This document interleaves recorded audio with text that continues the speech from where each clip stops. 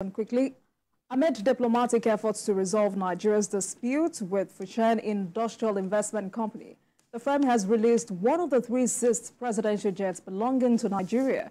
The federal government had stated that both legal and diplomatic instruments will be deployed to ensure release of the aircraft, as they are sovereign assets that cannot be confiscated.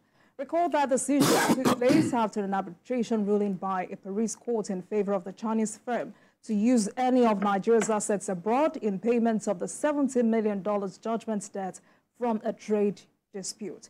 Ikeo, let me start with you. And I'd like you to help us with a background, a detailed background of what exactly is happening. Because at the moment, former governors Ibikile Amosu had spoken. Benga Daniel has also spoken. Yeah, it's just a case of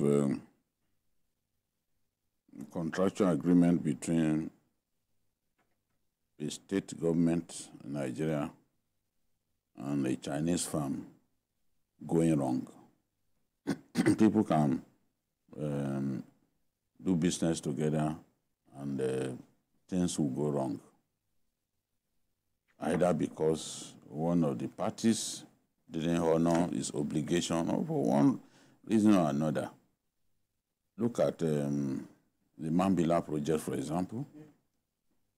The project is stalled because we decided to revoke the contract, and the company decided to report Nigeria government to higher quarters. In this case, a court of arbitration. The penal fee that we are going to pay for that, for revoking that contract, it will be difficult for the Nigerian government to pay it because it's a lot of money. That kind of money can do a lot by way of infrastructure in our country. It's also similar to what we have, the P&ID matter, but thankfully Nigeria won that case. So in this case, the contract was executed in 2007, but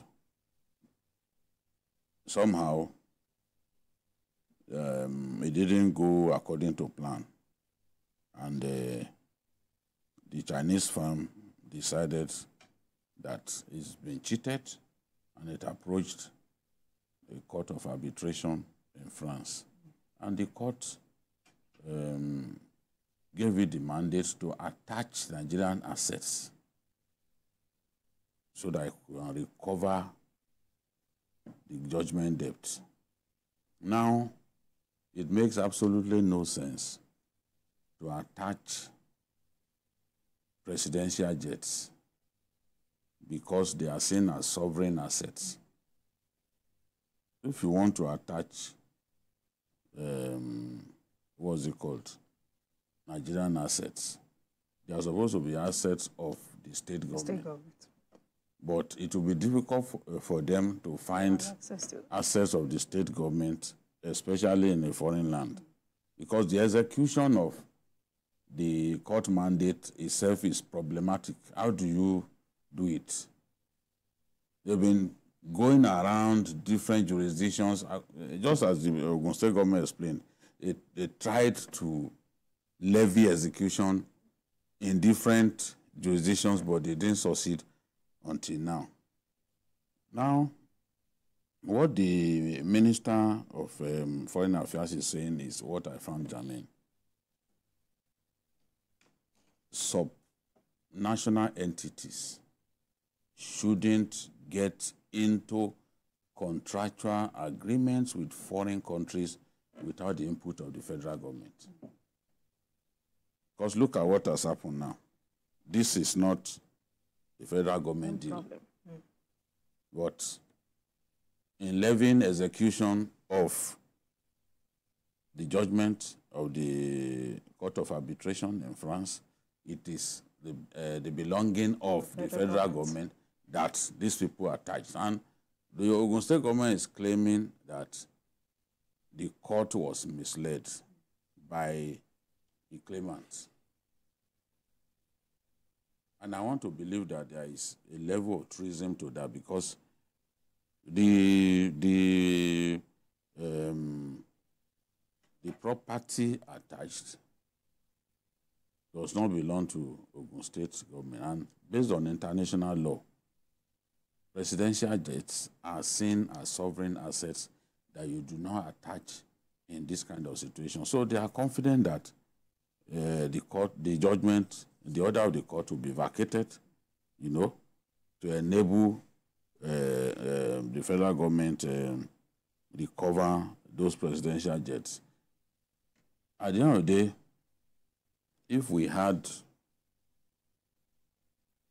the capacity to service airplanes in our country, as we used to have, nobody will be going to France and other countries of Europe and America to do C check. Because this C check is mandatory for commercial airlines as well as even private airlines. They must be certified fit to fly. And what they usually do when they send them abroad, it costs a lot of money, and they fly back empty with an official of the NCAA going there to ensure that, okay, this whole C check is done, has been done, and they can confirm that it was properly done. They will then fly back to the country empty. It's a lot of money. We used to have where Arik Air has its hangar today. Nigerian Airways used to have its hangar. And some foreign airlines that are very big today, like Ethiopia, they used to come and do C-check here. Yeah. When you tell people some of these stories, they find it difficult to believe. So that, imagine Ethiopia, clearly one of the best airlines in the world now. We are talking about top 10 airlines in the world. Ethiopia will figure prominently. If Boeing decides to build a new plane, they will be among the people who ask for the highest number of units. They used to do C-check here in Nigeria. So a country that evidently lost its glory, now their airlines, their airplanes, they go and do their C-check in France and other places, even our presidential jets. I used to belong to a platform that tracks the movement of airplanes when I was in the Prime India. Airplanes doing these C-checks. I will know when they brought in, when they bring in our own presidential jet. I can see, okay, and when it will be released. Wow. You know, after the C-check. You know, they programmed all of these things. The point that I'm making is, yes, something went wrong, they seized the presidential jet. I'm saying that if we were able to do the C-check here, would it have been necessary to go to France, for example? But the major issue, just as the minister said, you must understand, you must know what you are doing. You must understand how to do this kind of foreign deals to ensure that you do not leave any gap. And the foreign office has to be involved so that when problems arise, they can also help. They will bring people who are skillful at negotiation and help you out. Because at the end of the day, it's, the matter is an Ogun State matter. But it is the federal government that has been embarrassed. Because I saw, what attracted me first to the story was the criticism by Labour Party presidential candidate, Peter Obi, attacking the federal government. But in the real sense of the word, this is not the fault of the federal government. And Tuga, the minister, is saying, look, they didn't even tell us about this. Since Ogun State have been pushing to have this matter resolved, they should have been working with the federal government. That is the point. And you don't go into deals, international deals, as a subnational without, even World Bank. I know that World Bank will insist that every loan that a state government must be guaranteed by the federal government. because that's who they recognize.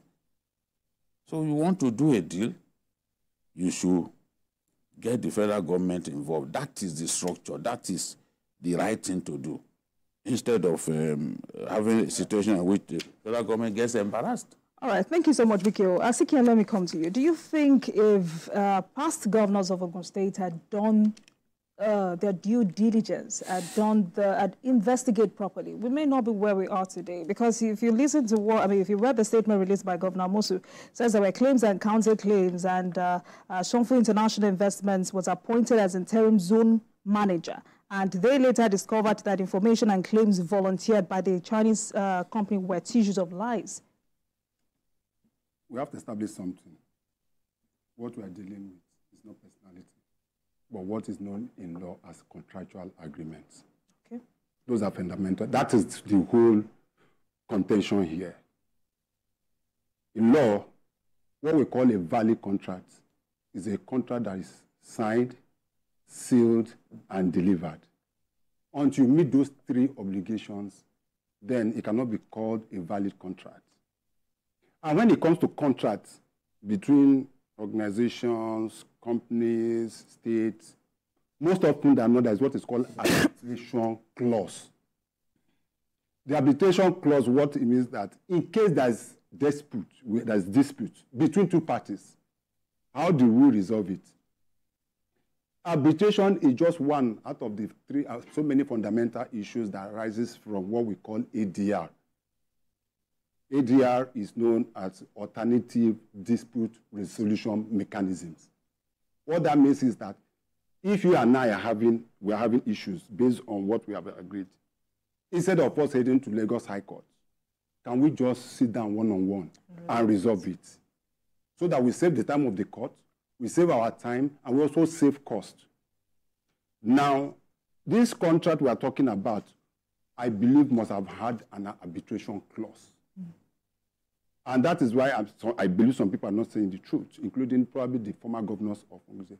I want them to publish the arbitration clause that was entered with this company, because that arbitration clause will tell you step by step if anybody contravenes this contract. And let me tell you this, so that our viewers will also know. In arbitration, there are several stages. I've seen so many people, so many lawyers talking, even senior advocates of Nigeria.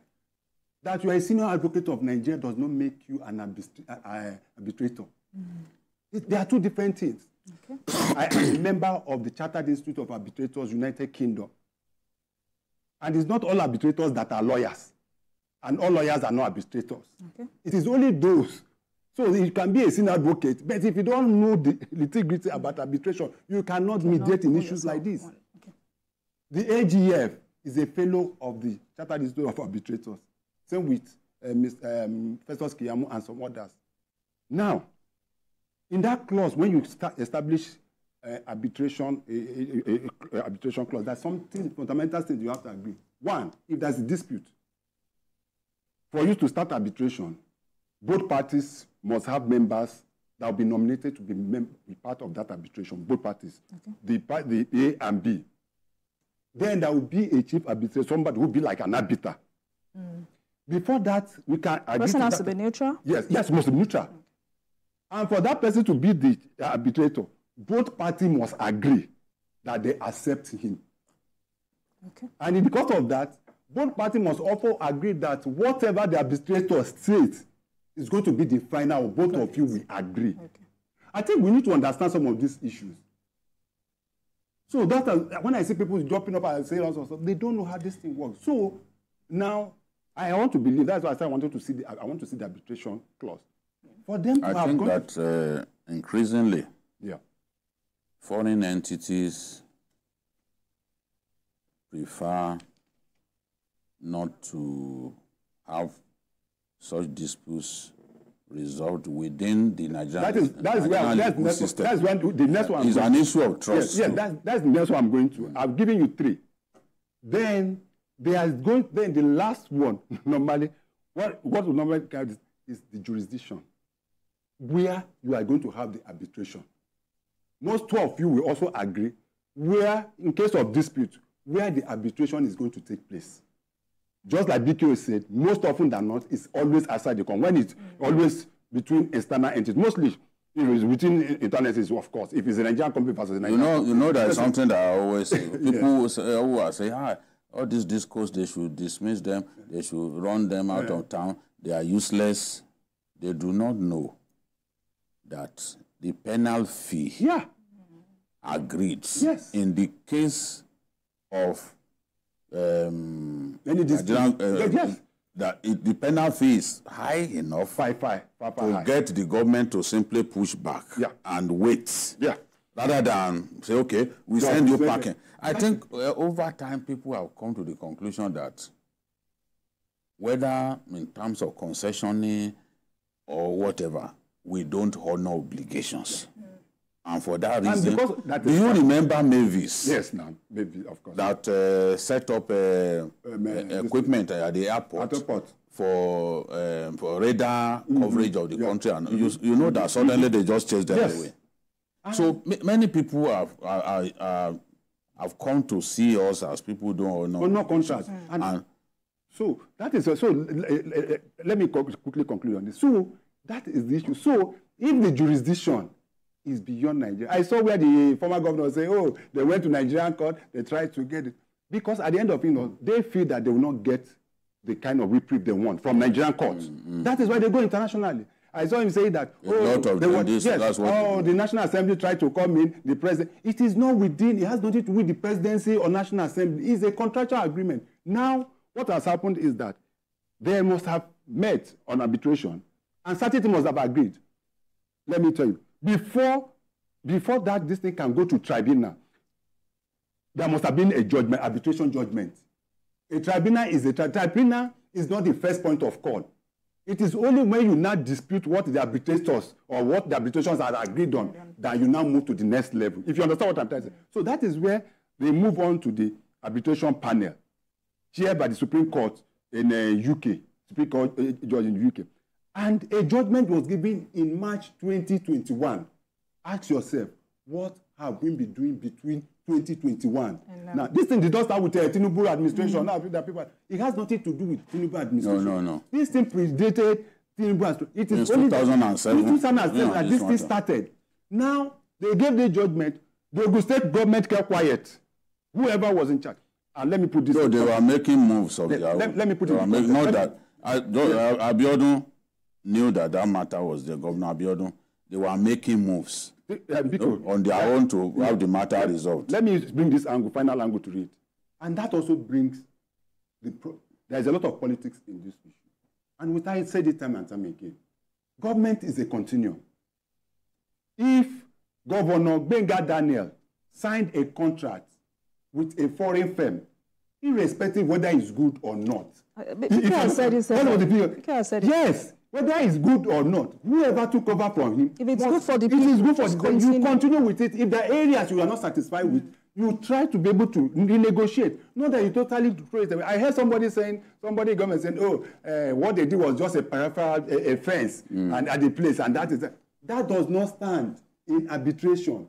A contract is a contract. So what we should be looking at now, how do we be able to go and defend? No, the good thing is that the federal government is involved. They are coming together to resolve this issue, even if they were disinterested initially. Now that their property has been attached to it, they have to find a way to resolve it. So, in the end, it will look like the Chinese firm got us here. So, how do you then come out of the what's it called? What do they call it in wressling? Choke slam. The choke slam. How do you come out of the choke slam? I did last night. I didn't even watch it. No? How do you come out of it? You have to, lawyers on both sides have to sit down and then find all of what I'm reading that the patrimony of our state, this is international law. All right, gentlemen, we'll continue to monitor this ongoing developments. Let's move on.